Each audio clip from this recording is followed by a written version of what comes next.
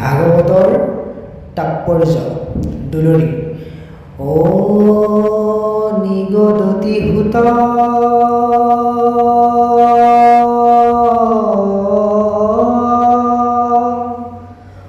শুনিও শুনক প্ৰমুখ্যে লিখি যতে বাৰ স্কন্ধৰ যিটো তাৎপৰ্য শুনিও তাক প্ৰত্যেক হৰি গুণনাম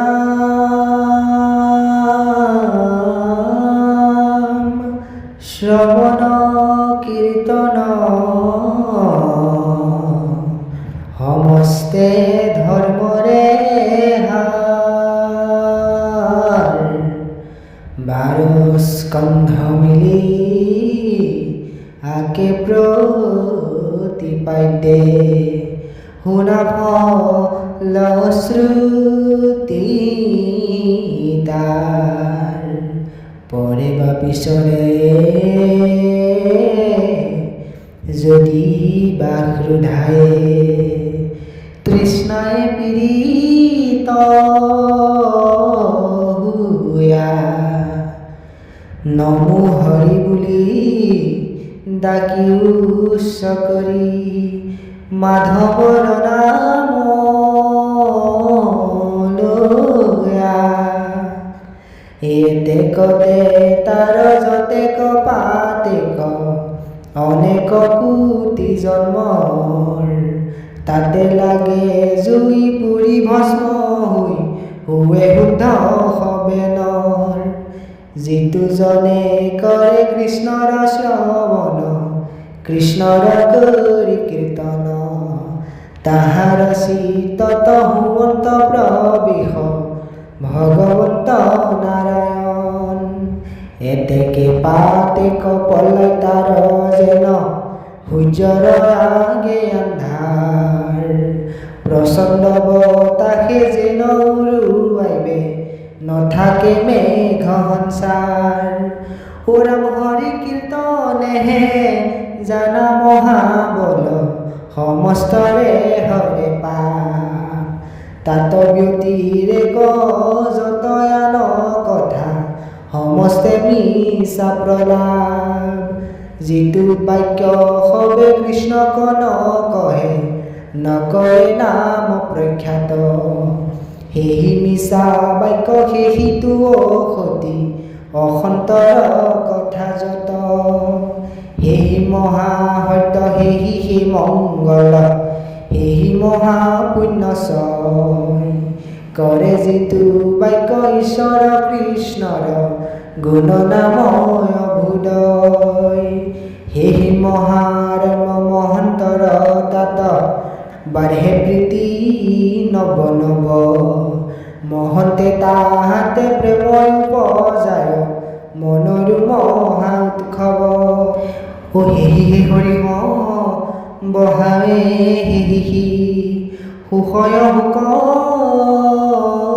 সাগৰ উত্তম শ্লোকৰ গুণজ সগাৱে যিটো বাক্য নিৰন্তৰ।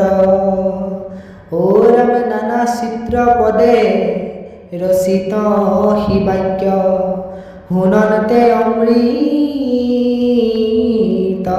প্ৰায়। কিন্তু হৰি যশ জগত পবিত্ৰ নাহিকে জাত সদায়। কাকতুল্য হিতু ও ৰামে কামী পুৰুষৰ জানিবাৰ তীৰ স্থান।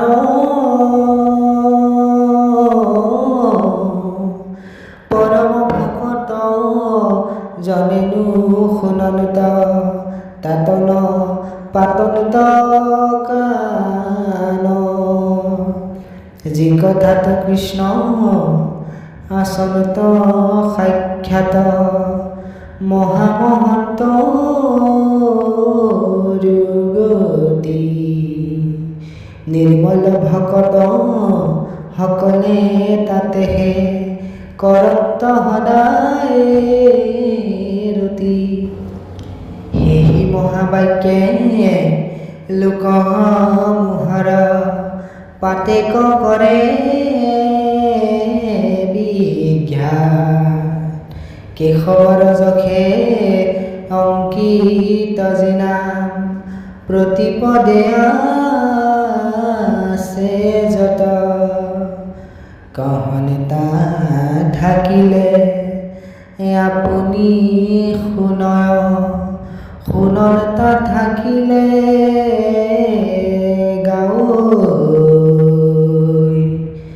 একলে উস্মৰে যিটো হৰিনাম, সেয়ে মুখ্য পায়।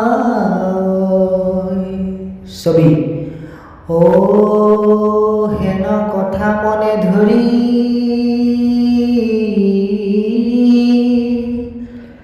জ্ঞানত কৰ্মত কৰি কীৰ্তনক কৰিবা আদৰ। ৰাম পৰম নিৰ্মল জ্ঞান ভকতি বৰ্জিত হইলে, তাতো সিদ্ধি নাহি কেলো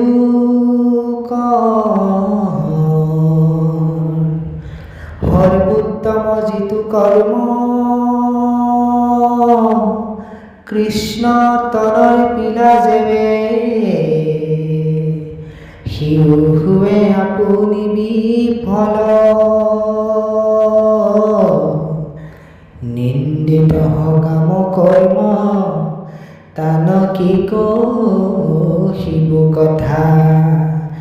দেখা হৰি ভকতিৰ বল,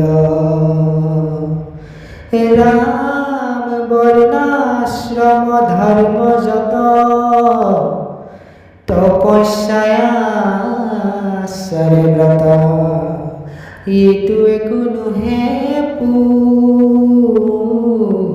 পুৰুষাৰ্থ।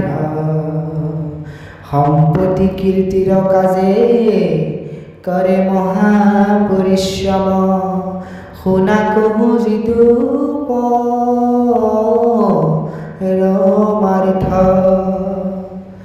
কেশৱৰ গুণ নাম শ্ৰৱণ কীৰ্তন কৰে, তাক জীৱা শুনতে হাদৰে।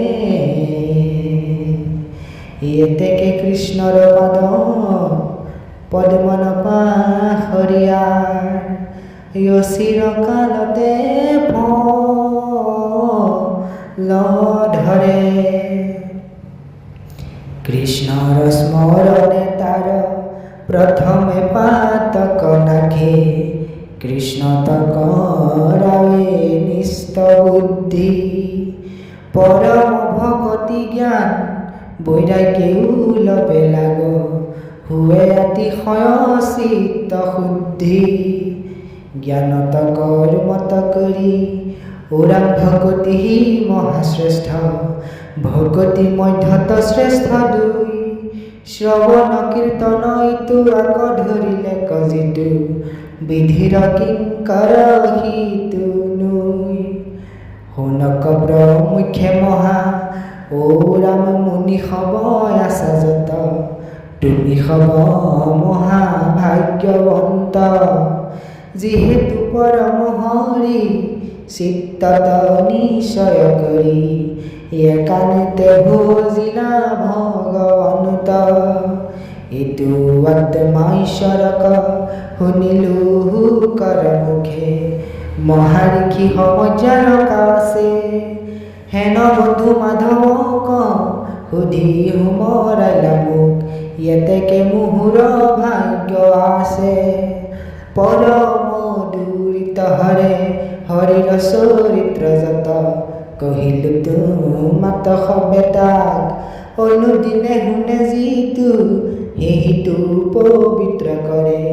দেহে হমে আপোন আত্মাক, হৰি বাখৰত যিটো নিৰাহাৰ হৈয়া পৰে তাহাৰ ফলৰ নাই সীমা কৃষ্ণৰ চৰণে মতি দিয়া পাইবা সদগতি পৰলোকে বাঢ়িবে মহিমা ইটো ভাগৱত শাস্ত্ৰ পঢ়ে বিপ্ৰ সবে যেবে হৈবে আখি মহাফল সিদ্ধি ক্ষত্ৰিয়ে পঢ়িয়া পাইবে সহাগৰা বসুমতী বৈশ্যে পঢ়ি পাইবে মহানিধি ওৰাম ক্ষুদ্ৰ সবে গাবে যেবে ইটো মহাভাগৱত সমস্ত পাপতে হুইবে শুদ্ধি উপজিবে পুণ্য ৰাখি পাছত চাৰিও আখি কৃষ্ণৰ চৰণে হুইবে বুদ্ধি নমো নমো ভগৱন্ত অনন্ত কতি কৃষ্ণ ব্ৰহ্মাদি ন জানে জগতৰ যিটো নাথ তান পাৱে থৈবো মাথ হে কৃষ্ণ কৰো নমস্কাৰ হুয়াই অল্পমতি মই কৰিলো গহন শাস্ত্ৰ আতমূৰ ক্ষমি দুখ নুহু ভকতিৰ পাত্ৰ কেৱল প্ৰণাম মাত্ৰ আত হৈও পৰম দুখ ও জয় জয় মুনি হুক লোকক কৃপাই যিটো প্ৰচাৰিলা মহাভাগৱত জ্ঞানীৰ মধ্যত হাৰ সদায় গুছে যাৰ সমাধিয়া নন্দ হৃদয়ত কৃষ্ণৰ চিৰলীলা ও যেবে আখি সুমৰাইলা নাচন্তৰা অন্ত গুণ